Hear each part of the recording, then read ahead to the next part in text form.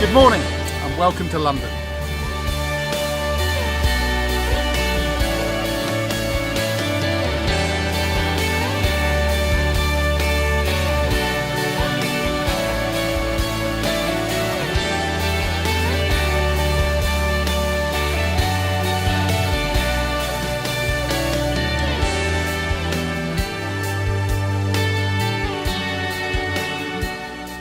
Well, our office isn't quite as big as Buckingham Palace, but welcome to Award House.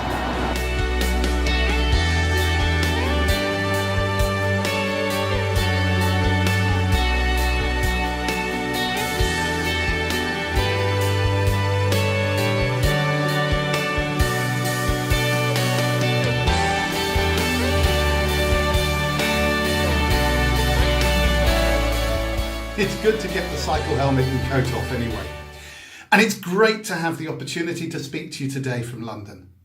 I was last in your beautiful country in 2015 with a group of Gold Award participants from New Zealand. It was my fourth visit to Nepal, and once again I fell head over heels with the country.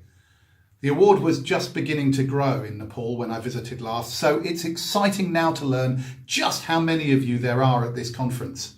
I'm just really sorry that I can't be with you personally. The award is growing all over the world. We operate in more than 130 countries and territories, helping inspire young people to dream big, celebrate their achievements, and make a difference. There are currently more than 1.3 million young people aged between 14 and 24 using their participation in the award to discover their purpose, passion, and place in the world. We're not limited by boundaries. All these young people are currently completing their own unique programme via hundreds of thousands of youth-focused partners and operators. These include schools, youth organisations, examination boards, prisons.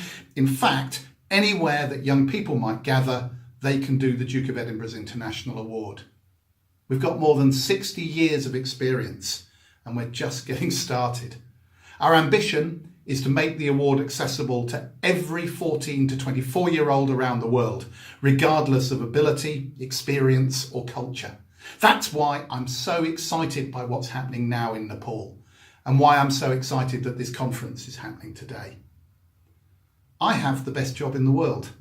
I not only get to meet amazing young people and volunteers like you, but I also get the opportunity to spend time with heads of state, ministers of education and ministers for youth in countries on every continent. And I have to tell you that there's something amazing going on in the world of education and youth work. Politicians and employers are waking up to two truths that teachers and youth workers have known for years. These are two truths that I want to make the focus of what I'm going to say to you today. So here they are. Firstly, that not all learning goes on in the classroom. And secondly, that volunteering and service to the community are very, very important. Let me deal with the question of learning first. There are 1.8 billion young people aged between 14 and 24 in the world today.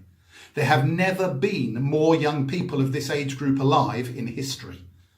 Though it's true that fast-paced developments in technology mean the world has never been smaller or more accessible, it's also become more increasingly unstable, uncertain, and often insecure. As today's young people set out to find their place in the world, they face a broad range of challenges. They're bombarded by information, expectation, and uncertainty, and are growing up with complexities and challenges that were unseen by previous generations. Whenever I travel around the world, I find myself having the same conversation. There's something wrong with the education system, people tell me. Young people are leaving school with great academic qualifications, but they're just not ready for the workplace. They don't understand how to work in teams, the importance of punctuality, the need to keep going when life gets tough. They give up too easily. Those people who talk to me are right. A first-class academic education is essential, but it's only half the story of what a young person needs to equip themselves for life. Not only do they need a good formal education, they need a great non-formal education as well. Non-formal education is what goes on outside the classroom. Sport and physical recreation, community service, adventurous activity, and the development of new skills.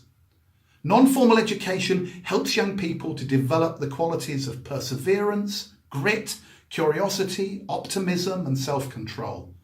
Economists might describe these qualities as non-cognitive. Psychologists might call them personality traits. To the rest of us, they're just known as character. And the development of character is the business of the Duke of Edinburgh's International Award. We help equip young people for work and life. Equipping young people with skills and confidence and helping them to find their own potential has never been so important. This makes a difference not only to them, but to the communities in which they live. Now, on to the issue of volunteering and why it's so important. The award depends for its success on people like you. So I want to thank you now for the commitment you're making or are thinking of making in volunteering your time and talent to the betterment of young people. I think volunteering is a central, indispensable part of the fabric of civil society. It's something that needs to be encouraged and embedded in society. Government alone cannot make the difference.